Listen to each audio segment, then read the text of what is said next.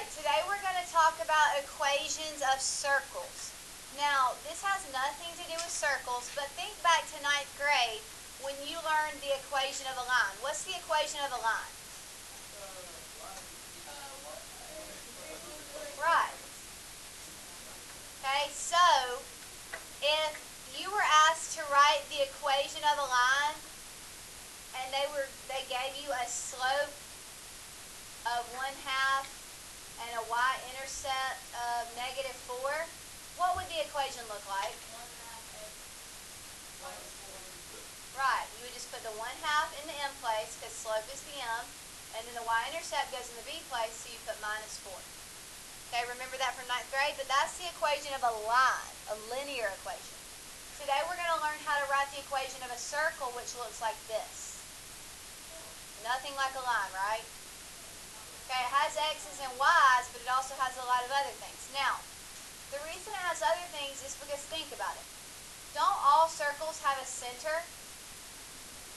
And wouldn't the center of a circle be represented by a point, which would be represented by an ordered pair? Okay, but in a circle, they don't actually call that center point xy. They call it hk. Okay, so you'll see over there in the equation of the circle, there's your h and there's your k, and that represents the center of the circle. And then, of course, r is in the formula, and r is the radius, and we all know radius is just the length from the center to the side. Okay, so these first three are pretty easy because they give you the information you need. They tell you to use it to write the equation of a circle in standard form. They give you the center, they give you the radius. So, what I would go ahead and do is write what you know is going to be there every time. You know you're going to have those parentheses and they're going to be squared.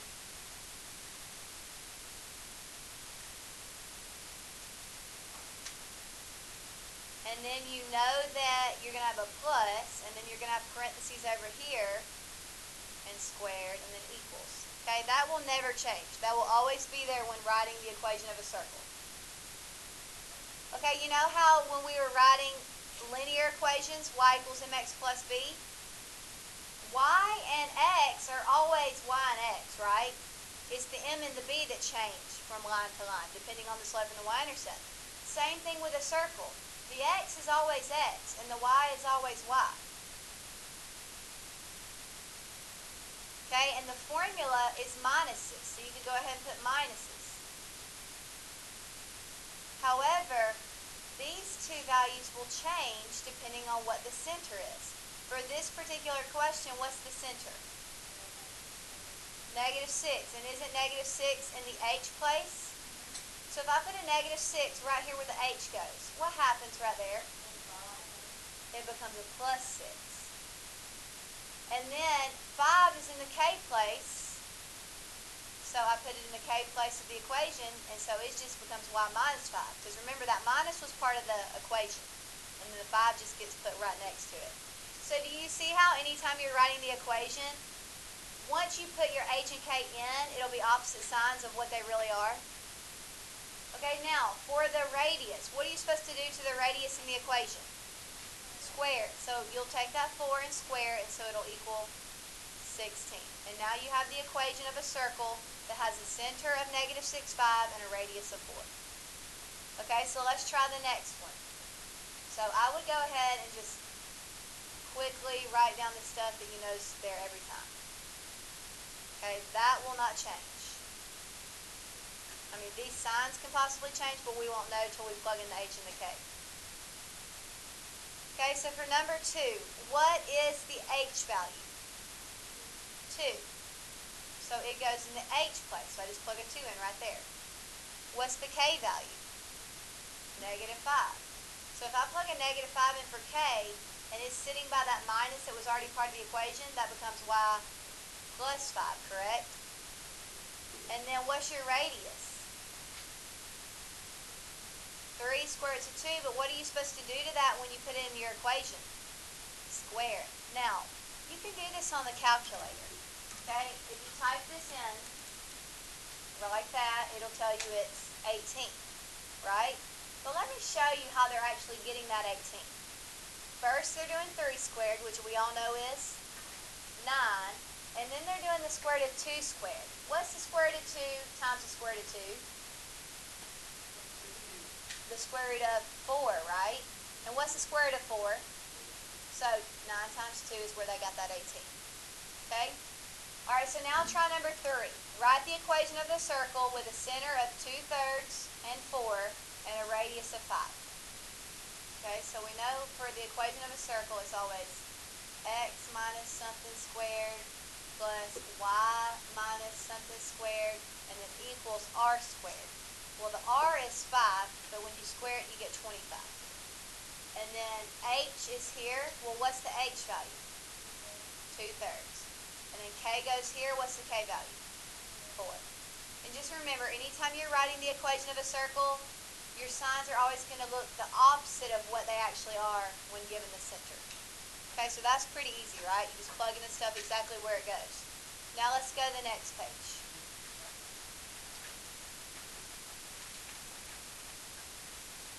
Okay, so look at this first one. X plus 3 squared plus y minus 5 squared equals 16. If you're given this equation of a circle, this is known as standard form. Okay, all the ones we just wrote on the previous page were in standard form. When they're in standard form, it's simple to find the center and the radius. Okay, so look at this one and tell me what the center is. -3, +5, right, because remember the formula is x minus h. So the only way that could have become a +3 is because a -3 was put in here and then a minus and negative became positive. And then 5 is just, even though it's -5 here, we all know it's a +5 because we didn't change the sign. What's the radius? 4, because if you end up with a 16 there, that means it was squared to get there, so 4 squared is 16. Okay, but sometimes you are given equations of circles in a different form. It's called general form. Now, do you think you can just look at this general form and tell me the center and the radius? Look at that. You think you can just tell me the center and the radius when you look at it like that? No. It's kind of like with linear equations. Like, if I have 4x plus 2y equals 8.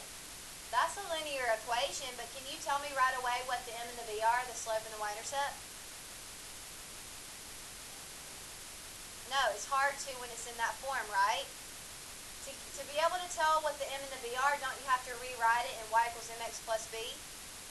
So we would have to move the 4x over by subtracting it. That would become 2y equals -4x plus 8. Then we would have to divide everything by 2. And that would give us y equals -2x plus 4. Now that we rewrote it in y equals mx plus b form, isn't it easy to identify the m and the b? What's the m? And what's the b?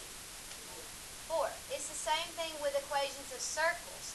When it's in this form, it's easy to identify the center. You just look here for the h, look here for the k, and it's easy to identify the radius. You just look here and you square root it. But when it's in this form, you can't do that.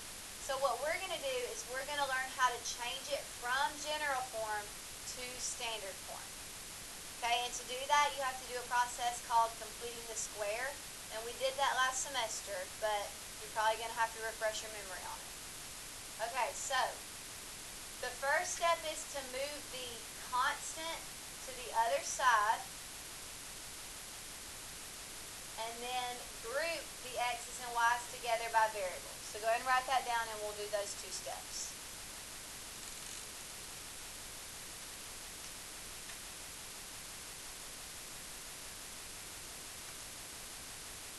Okay, what do they mean when they say move the constant to the other side? Right, which is the 6, right? That's our constant.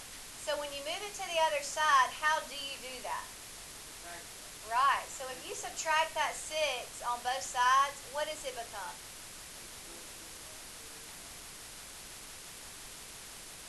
Equals -6, right? Because once you move it across the equal sign, it changes to a negative because you had to subtract it over. Now this next step says group the x's and y's together by variable. So what I'm going to do is I'm going to rewrite this, but instead of writing the y squared right after that, I'm going to bring the negative 6x over, so they're grouped, and then I'm going to write the y squared plus 2y equals negative 6. So I've done step 1 and step 2. I moved the constant to the right side, and I grouped the x's and I grouped the y's.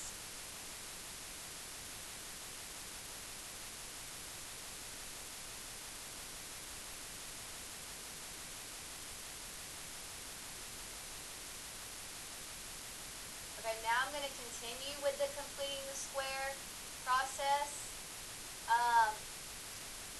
for both the x and y terms by taking half the linear coefficient and squaring it. So write that, and then I'll show you what I mean, and it'll probably ring a bell when you see what I'm about to do.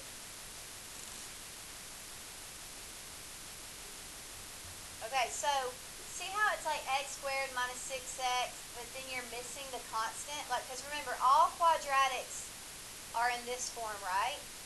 So we have the ax squared, it's 1x squared. We have the bx, is negative 6x, but we're missing the c for that one, right? So what we're going to do is we're going to find the c. We're going to put a blank. Okay, we're also going to do that for the y's. We have our y squared, and we have our 2y to the first, but we don't have our constant value for the y, so we're going to put a blank. Now, since I put 2 blanks on the left side, I'm going to have to add 2 blanks on the right side. Do y'all remember doing this now last semester?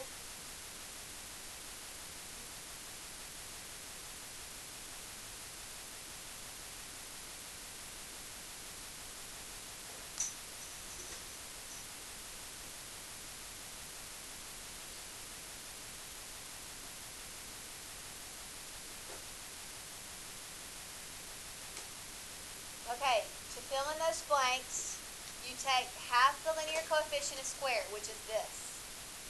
Okay, so first let's fill in the blanks that go with the x's. What's the b value out of these? Negative 6, right? Because the b is always just the coefficient with the x, the regular x to the first or y to the first. So it's negative 6. When you divide it by 2, that gives you, and when you square it, you get positive 9. Since we added 9 over here, we have to add 9 over here. Okay, now look at the y's. What is the b value for the y terms? 2. Okay, so you're going to take the 2, divide it by 2, which gives you, and then square it, which gives you 1. So you add 1 on both sides.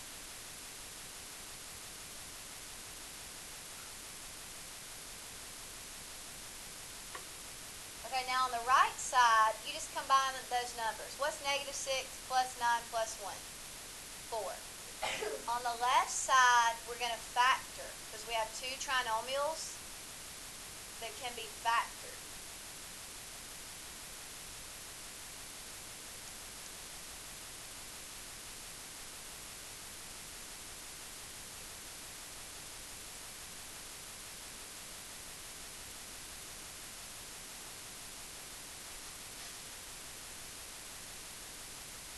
Okay, first I'm going to factor the x trinomial by looking for 2 numbers that multiply to 9 and add to negative 6.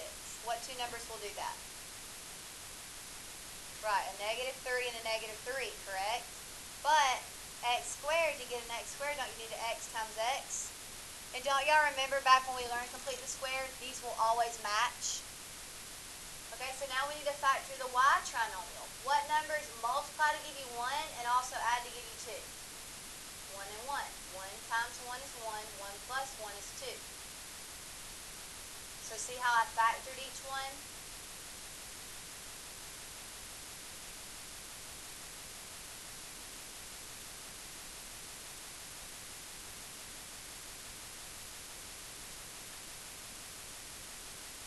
Okay, now at this point, there's really no need to write that twice when it's the same thing. Can't you just write x minus 3 once and square it? And then same thing for the y's. Instead of writing y plus 1 times y plus 1, can't you just write y plus 1 squared? Yep. Okay, so now look what we've got. Don't we have the equation of a circle in standard form? So now can't you easily identify the h and the k? What's the h value? But actually it's positive 3, remember? Because that minus is part of the equation. What's the k? Negative 1. It's always the opposite of what it is in the equation. And then for that to be a 4, what was the radius originally? 2. So see how we had to change it from general to standard form so we could identify the center and the radius? Okay, once you're done copying that, go ahead and go to the next page.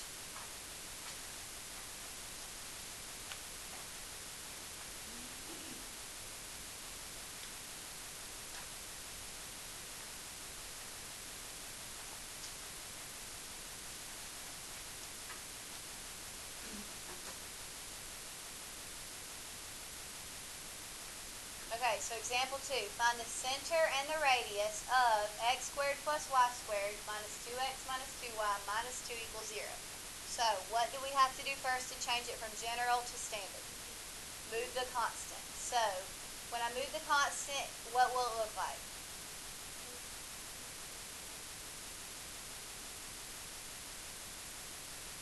Equals what? But positive 2. Because since it was a negative 2, you would have had to have added it over, and 0 plus 2 is positive 2. Okay, so we did step 1. We moved the constant to the other side. What's step 2? Group. So I'm just going to mash the x's together and the y's together. I'm not doing anything else. I'm just moving everything around so the x's are beside each other and the y's are. Okay, what's the next step?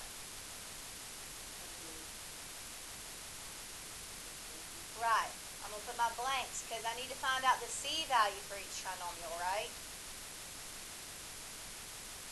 The constant. Each one was missing its constant, and I'm about to figure that out. And since we added 2 blanks over here, we have to add 2 blanks over here. Because whatever you do to one side, you have to do to the other with equations. Now, what formula tells us what to put in the blanks? B over 2 squared. So, first, focus in on just the x trinomial. What is the b value of it?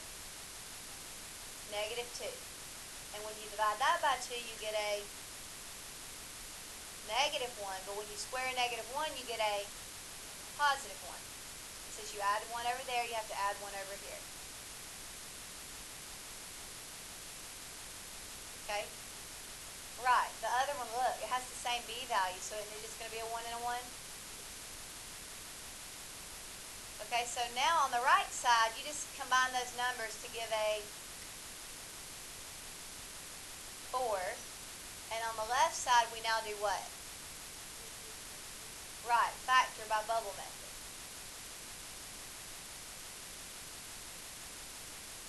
Okay, we know to get x squared, you got to have x times x. And to get a y squared, you got to have a y times y. Now we just need to think of the numbers that multiply to 1 and add to negative 2.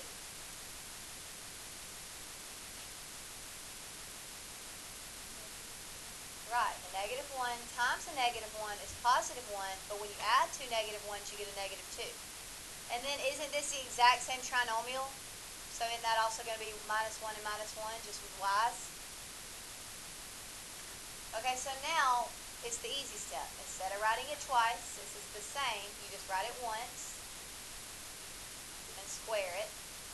And now we have it in standard form, so we're able to easily identify the center and the radius. What's the center? 1, 1. Remember, it's always the opposite signs of what it is in the equation. And what's the radius? 2. Because if that's a 4, that means the original radius was 2, because you have to square it when it goes into the equation. Okay, I'm going to leave that up there, and go ahead and try the next one and see how far you can get by yourself. And I'll leave that up there if you need to refer to it. Okay. So what's the first step? Right, so how do we move the constant? Add the 12 to the other side. So it'll be x squared plus y squared plus 2x minus 4y equals positive 12. What's step 2? Group the x's and the y's. So I'm going to put the x's together side by side, and I'm going to put the y's together side by side. And eventually you'll get to where you start combining steps. Like you might do both of those in the same line. Okay, then what's step 3? Right. And what do you know about the spaces? They're always going to be what kind of numbers? Positives. And why is it that they're going to be positives? Right, because when you square something, it's always going to end up positive. Because two positives make a positive. Oh, that's my fault. And two negatives make a positive.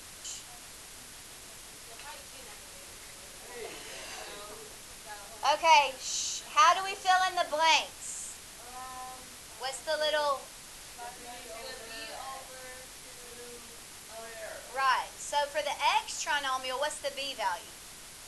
2. So when you divide it by 2, you get a, and when you square 1, you get a. So 1's go on both sides. Now what's the b value for the y's? Okay, negative 4 divided by 2 is, and negative 2 squared is, so 4's go on both sides. So now on the right side, it becomes 17. On the left side, you factor. I thought I did that wrong because it was 17. No. Sometimes they just don't end up nice, perfect squares. Okay, now you just factor. You know to get x squared, you have to have x times x. To multiply to give 1 and add to give 2, you have to have a 1 and a 1. Because 1 times 1 is 1, 1 plus 1 is 2. Over here, to get y squared, you have to have y times y. And then to multiply to a 4 and add to a negative 4, what numbers will do that? Right, negative 2 and negative 2, because negative times negative make a positive 4, and negative 2 plus negative 2 is a negative 4. And then you're almost done, because at this point you just write the x plus 1 and square it since there's 2 of them, and then you write the y minus 2 and square it since there's 2 of those, and then it equals 17. And now we have successfully changed it from general to standard, but they also want to know the center and the radius. Okay, what is the center? Right, negative 1, positive 2, and what is the radius? Square root of 17. Because think about it, aren't you always just square rooting those numbers? But since that one's not a perfect square, you can just leave it that, or you can change it to the decimal, which is 4 point something. Okay, let's try number 2. Can I move on, or is anybody still copying? Okay. Number 2, what should I do first?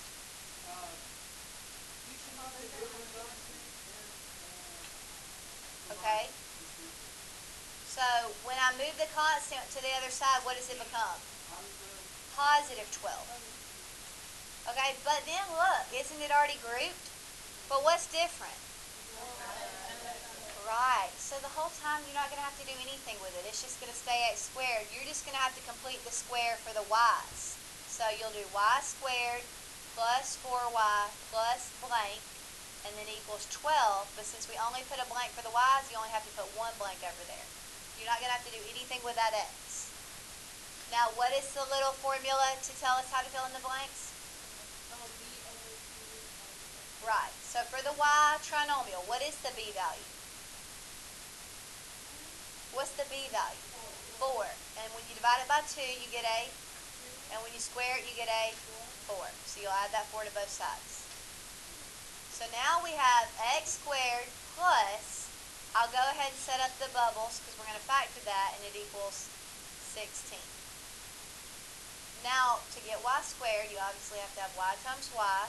What numbers multiply to 4 and add to 4? 2 and 2. And then you get x squared plus, instead of writing that twice, can't we just write it once and square it? And now doesn't that look like standard form? However, what is the center? 0.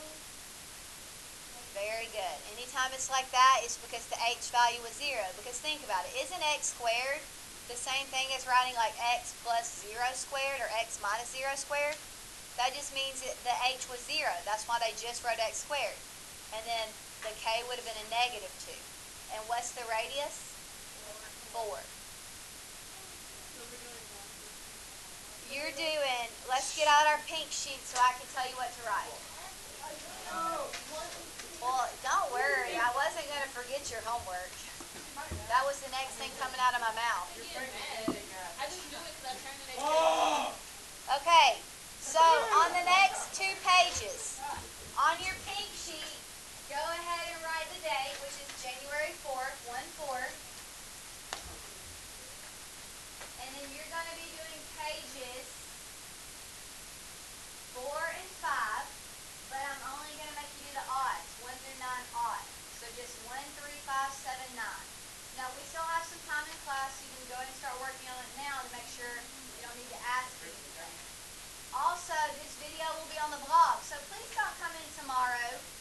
me that you didn't know how to do the homework when you can go home and watch the video until you figure it out?